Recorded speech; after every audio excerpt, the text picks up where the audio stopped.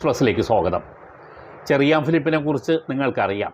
ആമുഖമൊന്നും വേണ്ടാത്ത ഒരു രാഷ്ട്രീയ നേതാവാണ് ചെറിയാൻ ഫിലിപ്പ്. അദ്ദേഹം യഥാർത്ഥത്തിൽ ജനിച്ചതു മുതൽ കോൺഗ്രസ്സുകാരനായിരുന്നു. പക്ഷേ പിന്നീട് അദ്ദേഹത്തിന് ഇടതു മുന്നണിയിലേക്ക് CPMൻ്റെ തന്നെ സഹയാത്രികനായി പ്രവേശനം കിട്ടി. ആഗ്രഹിച്ചിട്ട് കിട്ടിയത് തന്നെയാണ് കേട്ടോ. അദ്ദേഹത്തിന് കോൺഗ്രസ് അദ്ദേഹത്തിന് നൽകേണ്ടതായ പ്രാധാന്യമൊന്നും നൽകാത്ത ഒരു സ്ഥിതി ഉണ്ടായി എന്ന് പുള്ളിക്കാരന് തോന്നിയത് മുതൽ അദ്ദേഹം നിരാശനായിരുന്നു.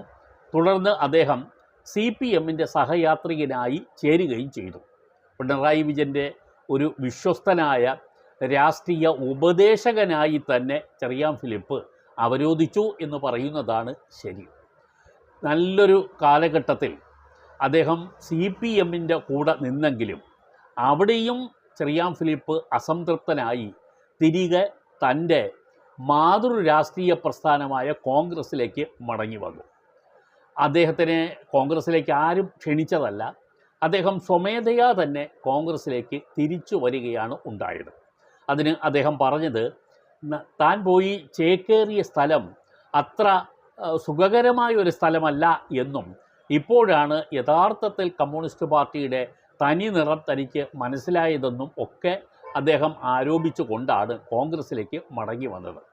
ഇപ്പോൾ അദ്ദേഹത്തിൻ്റെ പൂർവ്വചരിത്രമൊന്നും തികയുകയല്ല ഈ എപ്പിസോഡിലൂടെ.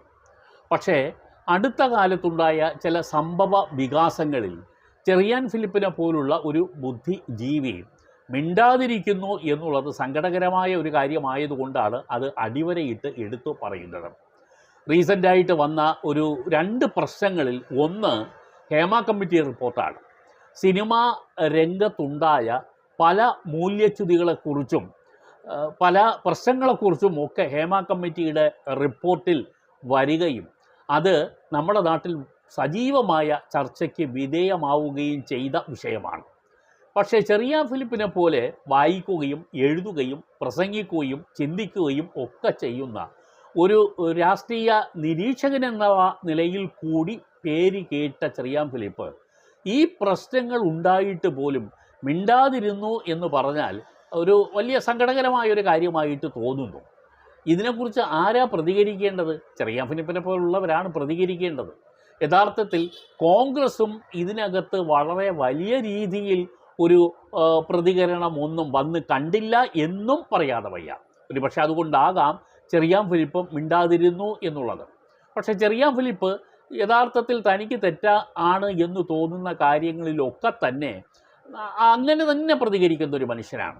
അദ്ദേഹത്തിന് മുൻപും പിൻപും ഒന്നും നോക്കാതെ തന്നെ പറയാനുള്ളത് വ്യക്തമായും പറയുന്ന ഒരാളാണ് ചെറിയാൻ ഫിലിപ്പ്. ചെറിയാൻ ഫിലിപ്പിൻ്റെ വിമർശനത്തിൻ്റെ നാവ് എന്ന് പറഞ്ഞാൽ അത് ശക്തമാണ്, തീവ്രമാണ്. പലരെയും പൊള്ളിപ്പിച്ചിട്ടുള്ള ഒരു വാഗ്ധോരണിയാണ് ചെറിയാൻ ഫിലിപ്പിൻ്റേത്.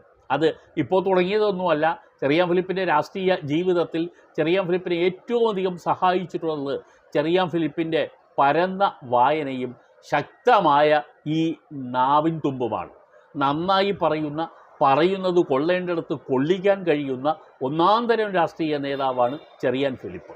പക്ഷേ ഈ മനുഷ്യന് അർഹിക്കുന്നതൊന്നും പല പ്രസ്ഥാനങ്ങളും നൽകിയില്ല എന്നും നമുക്ക് പറയാതെ വയ്യ. കോൺഗ്രസ് ആയാലും അദ്ദേഹം പിന്നീട് പോയി ചേക്കേറിയ കമ്മ്യൂണിസ്റ്റ് പാർട്ടിയിലായിരുന്നാലും ചെറിയാൻ ഫിലിപ്പിൻ്റെ കഴിവുകളും യോഗ്യതയും അളന്ന് അതിനനുസരിച്ചിട്ടുള്ള രീതിയിൽ അദ്ദേഹത്തിന് ഉൾക്കൊള്ളാൻ പലർക്കും കഴിഞ്ഞില്ല എന്നുള്ളത് ഒരു വസ്തുതയാണ്. അതവിടെ നിൽക്കട്ടെ. പക്ഷേ ചെറിയാൻ ഫിലിപ്പ് ഇങ്ങനെയുള്ള കാര്യങ്ങളിലെങ്കിലും പ്രതികരിച്ചുകൊണ്ട് മുന്നിൽ നിൽക്കേണ്ടതായിരുന്നു. പലപ്പോഴും രാഷ്ട്രീയ രംഗത്ത് ഉള്ളവരെ പോലെ തന്നെ സൗഹൃദങ്ങൾ ചെറിയാൻ ഫിലിപ്പിന് സാഹിത്യ, സാംസ്കാരിക, സിനിമാ മണ്ഡലങ്ങളിലൊക്കെ ഉള്ള ആളാണ്. ഈ സിനിമാ രംഗത്തെ പലരുമായിട്ട് അദ്ദേഹത്തിന് ഉറ്റ സൗഹൃദമുള്ളത് വ്യക്തിപരമായി ഞങ്ങൾക്കറിയാവുന്നതാണ്.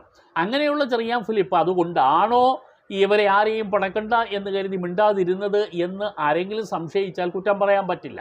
പക്ഷേ ചെറിയാൻ ഫിലിപ്പ് അങ്ങനെ ചെയ്യുന്ന ആളല്ല എന്നുള്ളത് ഒരു വസ്തുതാപരമായ കാര്യവും ആണ്. പക്ഷേ എന്തുകൊണ്ടാണ് പിന്നെ മിണ്ടുന്നില്ല?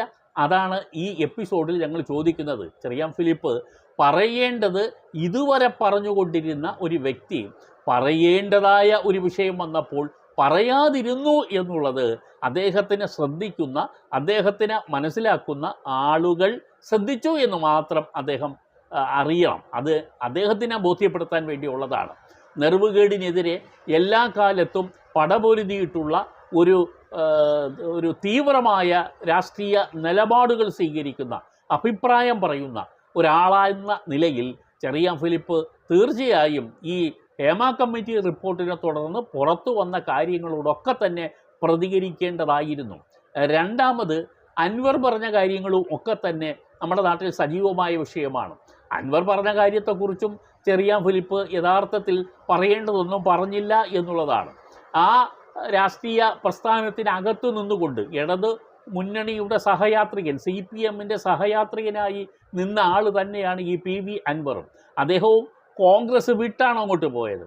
അങ്ങനെയുള്ള PV അൻവർ ചിലതൊക്കെ ഇപ്പോൾ വിളിച്ചു പറയുമ്പോൾ ഇതേ നിലപാട് സ്വീകരിച്ച ചെറിയാൻ ഫിലിപ്പും ചിലതൊക്കെ പറയേണ്ടതായിരുന്നു. അൻവർ പറഞ്ഞതിൻ്റെ ശരിയായാലും തെറ്റായാലും അത് പറയാനുള്ള യോഗ്യത ചെറിയാൻ ഫിലിപ്പിന് ഉണ്ട്. കാരണം ഇടതുമുന്നണി കൂടാരത്തിൽ എത്തിയപ്പോൾ ചെറിയാൻ ഫിലിപ്പും ചിലതൊക്കെ അവിടെ നിന്ന് അനുഭവിച്ച ആളാണ്. അപ്പോൾ ചെറിയാൻ ഫിലിപ്പിന് പറയാനുള്ള അർഹതയുള്ള ആളല്ലേ. ഞങ്ങൾ, അതായത് രാഷ്ട്രീയ രംഗം ശ്രദ്ധിക്കുന്ന ആളുകളൊക്കെ തന്നെ ചെറിയാൻ ഫിലിപ്പ് പറയുന്നതിനും ശ്രദ്ധിക്കുന്നതാണ്. ചെറിയാൻ ഫിലിപ്പിന് ആരൊക്കെ പഴി പറഞ്ഞാലും അദ്ദേഹത്തിൻ്റെ രാഷ്ട്രീയ നിലപാടുകളോട് വിയോജിപ്പുള്ളവരുണ്ടാകാം. പക്ഷേ ചെറിയാൻ ഫിലിപ്പ് പറയുന്നത് വ്യക്തമായി പറയാൻ കഴിയുന്നത്, കൊള്ളേണ്ടിടത്ത് കൊള്ളിച്ച് പറയാൻ കഴിയുന്ന യോഗ്യനായ ഒരു രാഷ്ട്രീയ നേതാവാണെന്നുള്ള കാര്യത്തിൽ ഞങ്ങൾക്ക് സംശയമില്ല. ഉള്ളവരൊക്കെ ഉണ്ടാകാം, പക്ഷേ അങ്ങനെയല്ല. ചെറിയാൻ ഫിലിപ്പ് ഈ സമയത്ത് പ്രതികരിച്ചില്ല എന്നുള്ള പ്രതിഷേധം ഇവിടെ അടിവരയിട്ട് പറയുന്നു എന്ന് മാത്രമേ ഉള്ളൂ. ചെറിയാൻ ഫിലിപ്പ് ശ്രദ്ധിക്കുക, നിങ്ങൾ മിണ്ടുന്നതും നിങ്ങൾ പറയുന്നതും ഒക്കെ കേൾക്കാൻ ഇവിടെ ആളുകളുണ്ട്. എല്ലാവരെയും ഇല്ലെങ്കിൽ കുറച്ചുപേരെങ്കിലും ഉണ്ട് എന്ന് മനസ്സിലാക്കുക. സമയം കഴിഞ്ഞിട്ടില്ല. ഇനിയെങ്കിലും ആ നാവ് വെറുതെ ഫ്രീസ് ചെയ്ത് വെക്കരുത്.